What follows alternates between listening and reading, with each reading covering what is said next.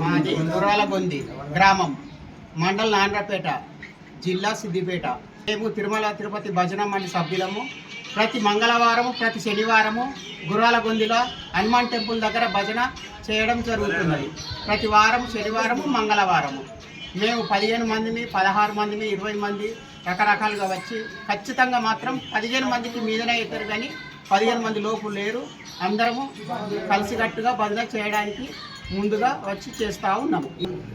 దేవస్థానం తరఫున మేము ఒక భజన మండలి ఏర్పాటు చేసుకొని తిరుమల తిరుపతి భజన మండలి అనేటువంటి పేరు మీద మేము భజన సభ్యులము 15 మందిని ఒక గ్రూపుగా ఏర్పడి మరి ప్రతి శనివారము, ప్రతి మంగళవారము మరి భజన కార్యక్రమం నిర్వహిస్తున్నాము.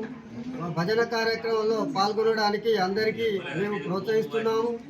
మరి అదేవిధంగా మన సాంప్రదాయం, హిందూ సాంప్రదాయాన్ని మన భారతదేశంలో వెల్లివిరియాలని, ఇటువంటి సాంప్రదాయము హిందుత్వము అనేటువంటి బలపడాలనేటువంటి ఉద్దేశంతో ఈ యొక్క కార్యక్రమాన్ని మేము చేపడుతున్నాము.